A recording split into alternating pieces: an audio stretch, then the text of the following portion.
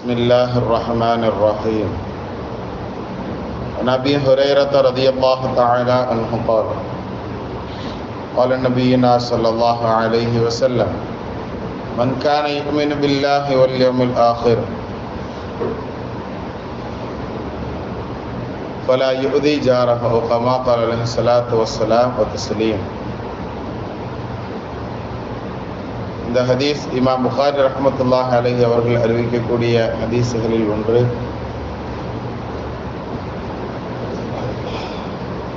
இந்த ஹதீஸில் மொத்தம் 3 செய்திகள் நபி ஸல்லல்லாஹு அலைஹி வஸல்லம் சொல்லி தருவாங்க. அதில் முதலாவது செய்தியை இன்ஷா அல்லாஹ் இன்னைக்கு நாம பார்க்கலாம். மன் கான யுமினு பில்லாஹி வல் யௌமில் ஆகிர். 2 விஷயத்தை இந்த ஹதீஸில் நபி ஸல்லல்லாஹு அலைஹி வஸல்லம் அவர்கள் சொல்லி காட்டுறாங்க. அல்லாஹ்வையும் ஆகிரத்தையும் ஈமான் கொண்டவர்கள் அப்படிங்கிற செய்தியை சொல்றாங்க.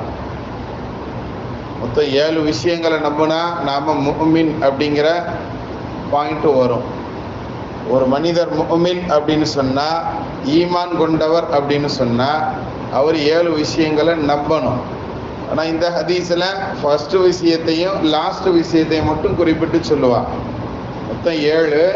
அந்த 7ல் கடைசி விஷயத்தையும் ஃபர்ஸ்ட் விஷயத்தையும் மட்டும் நபி ஸல்லல்லாஹு அலைஹி வஸல்லம் இதில் என்ன செய்கிறாங்க, கோடிட்டு காட்டுறாங்க. அல்லாஹ்வையும் ஆகிரத்தையும் எவர் ஈமான் கொண்டு இருக்கிறாரோ அப்படின்னு சொல்கிறாங்க.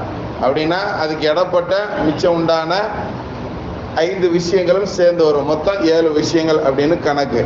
வெறும் இந்த 2 மட்டும் நாம் எடுத்துக்கொள்ளக்கூடாதுங்கிறதையும் நமக்கு என்ன செய்வாங்க, குறிப்பிட்டு சொல்லி தருவாங்க. ஃபர்ஸ்ட்டையும் லாஸ்ட்டையும் சொல்லும் போது நடுவில் உள்ள எல்லாமே வந்துடும். அப்படிங்கிறதுனால ஆமன்து பில்லாஹி வ மலாஇகதிஹி வ குதுபிஹி வ ருசுலிஹி வல் யௌமில் ஆகிரி வல் கத்ரி கைரிஹி வ ஷர்ரிஹி மினல்லாஹி தஆலா வல் பஅஸி பஅதல் மௌத். கிட்டத்தட்ட 7 விஷயங்கள் நமக்கு அந்த ஹதீஸில் சொல்லப்படும். அந்த 7 விஷயங்கள் அல்லாஹ்வை நம்புறது, வமலாஇகத்திஹி மலக்குமார்கள் இருக்கிறாங்க அப்படிங்கிற செய்தியை நம்புறது, வ குத்துபிஹி அவனுடைய கிதாபுகள் நம்புறது, ஒரு ருசுலி அவனுடைய ரசூல்மார்களை நம்புறது, வல் யௌமில் ஆகிரி ஆகிரத்து நாளா நம்புறது அப்படிங்கிறது தான் நமக்கு லாஸ்ட் சாப்டர். அந்த ஆகிரத்து நாள்லையே 2 விஷயங்களை நமக்கு என்ன செய்வாங்க, நபி ஸல்லல்லாஹு அலைஹி வஸல்லம் அவங்க சொல்லி தருவாங்க. அந்த அதாவது ஆகிரத்து நாளைக்காக வேண்டின்னு சொல்லி நம்மளை அந்த கியாமத்து நாளையில் அல்லாஹ் உயிரோடு எழுப்புறது, உக்கி மக்கி மண்ணாகி போனதற்கு பின்னாடியும் நம்மளை உயிர் கொடுத்து எழுப்புவான், கேள்வி கணக்கு கேட்பான் அப்படிங்கக்கூடிய அந்த விஷயத்தையும் தனிப்பட்ட ஒரு விஷயமாக நமக்கு என்ன செய்யப்படும், அங்கே சொல்லி தரப்படும். சரி, ஆக இந்த 7 விஷயங்களை நம்பக்கூடிய இந்த நம்பிக்கை அப்படிங்கிறது நம்மளுடைய உள்ளத்தில் இருந்தால் தான் நம்ம முஃமின் அப்படிங்கிற பாயிண்ட் வரும். இந்த நம்பிக்கையின் பிரகாரம் நடைமுறைப்படுத்தினால் முஸ்லீம் அப்படிங்கிற பேர் வரும். புரியுதுங்களா? முஃமின் முஸ்லீம் அப்படின்னா நம்ம விளங்கிக்கிட வேண்டிய விஷயம். சரி, இப்போ யார் ஈமான் கொண்டிருக்கிறாரோ ஒரு மனிதர் முஃமின் அப்படின்னு சொன்னால் பலா யுதி ஜாரஹு அவர் தன்னுடைய அண்டை வீட்டாரை நோவினைப்படுத்த வேண்டாம் அப்படிங்கிறத நபி ஸல்லல்லாஹு அலைஹி வஸல்லம் சொல்கிறாங்க. ஈமான் கொண்டவர் அப்படின்னு ஒரு மனிதருக்கு சொல்லப்பட்டால், ஒரு மனிதர் முஃமின் அப்படின்ட்டா அவர்கிட்ட இந்த பழக்கம் இருக்காது அப்படிங்கிறத நமக்கு நபி ஸல்லல்லாஹு அலைஹி வஸல்லம் சொல்றாங்க.